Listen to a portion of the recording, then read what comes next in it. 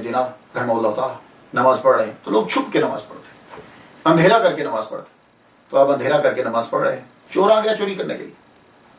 چوری کرنے کے لیے جب آیا، آپ نے محسوس کیا کہ گھر میں کوئی پھر رہا ہے، آپ اندھیرے میں نماز پڑھ رہے تھے ایک سائڈ میں، جو ہی وہ قریب آیا آپ نے اس کو بازو سے پکڑ لی۔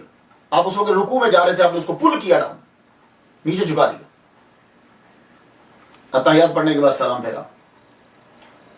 آپ نے اسے دیکھا، ڈر گیا، کیا لگا چھوڑیے اب کیا بات چیت کرنی، میں آپ کو کچھ نہیں کہتا، آپ مجھے کچھ نہ کہیں، مجھے جانے دیجیے۔ آپ فرمانے لگے ایک کنڈیشن ہے، تو چلا جا، میں تجھے جانے دوں گا، لیکن ایک کنڈیشن ہے، وہ یہ ہے کہ تو میرے ساتھ 2 رکعت نفل پڑھے گا۔ کیا لگا ٹھیک، 2 رکعت نفل پڑھتا ہوں میں آپ کے ساتھ۔ مالک ابن دینار نے جب یہ کہا تو 2 رکعت نفل پڑھنے کے لیے جو ہے وہ تیار ہوا، وضو کیا، آپ کے ساتھ کھڑے ہو گئے، 2 رکعت نفل پڑھے، 2 پڑھے تو کہنے لگا کہ میں کچھ اور پڑھ سکتا ہوں۔ آپ نے ٹھیک پڑھ لو۔ وہ نوافل پڑھتا رہا یہاں تک کہ فجر کی نماز کا ٹائم ہو گیا۔ آپ نے فرمایا جاؤ آزاد ہو، چلے جاؤ تم۔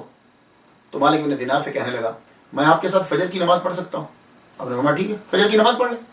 مسجد میں گئے، نماز فجر کی پڑھی، وہ بھی پیچھے پیچھے امام مالک ابن دینار رحمہ اللہ اپنے گھر آ رہے ہیں پیچھے پیچھے۔ جو ہی وہ گھر داخل ہوئے یہ بھی داخل ہو گئے۔ آپ نے فرمایا جاؤ، میں تمہیں کہہ رہا ہوں تم آزاد ہو، فری ہو، جاؤ۔ کہنے لگا دیکھو مسئلہ آپ کو بھی آتا ہوگا، مسلمان کے مسلمان پہ جو حقوق ہیں، ایک یہ ہے کہ مسلمان جب مہمان آتا ہے تو 3 دن تک اس کے گھر میں وہ مہمان رہ سکتا ہے۔ اور یہ آپ لوگ بھی مسئلہ یاد رکھ لیجیے، آپ کے گھر میں جو آئے 3 دن تک جو ہے آپ اس کی خدمت کریں گے۔ 3 دن تک مہمان ہوتا ہے، چوتھے دن نہیں۔ اب آپ کی مرضی، آپ کریں یا نہ کریں، لیکن 3 دن تک اس کی خدمت کرنا ہے۔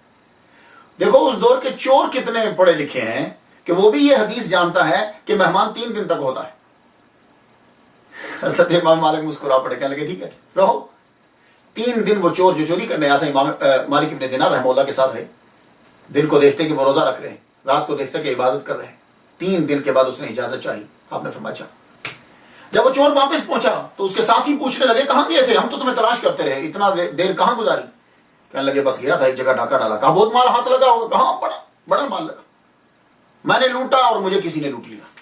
میں نے لوٹا، میں لوٹنے گیا تھا میں تو کسی نے مجھے لوٹ لیا۔ کہا اتنا بڑا خزانہ لیا اور کس نے لوٹا، بتاؤ ہم اس کو قتل کر دیں گے۔ کہا جو خزانہ مجھے ملا ہے وہ تم نہ تو واپس لے سکتے ہو، نہ تم اسے چھو سکتے ہو، نہ تم اسے دیکھ سکتے ہو۔ وہ ٹرائل جسٹ ایکسپیرینس، وہ تو محسوس کیا جا سکتا ہے، دل سے لیا جاتا ہے، دل میں رکھا جاتا ہے۔ اصل میں مالک ابن دینار رحمہ اللہ کے پاس رہا ہوں 3 دن۔ انہوں نے مجھے ایمان کی چاشنی دی، مجھے نماز پڑھنے کا طریقہ بتلایا، مجھے خدا کا ذکر دیا، ایمان کی حلاوت دی، مجھے روزہ سکھایا۔ یہ ایمان ہے جو میں ان سے لے کر آیا۔ سب لوگوں نے پھر اس کی وجہ سے بھی توبہ کی۔ تو یہ ہے مالک ابن دینار، بصرہ کے اندر ان کی قبر مبارک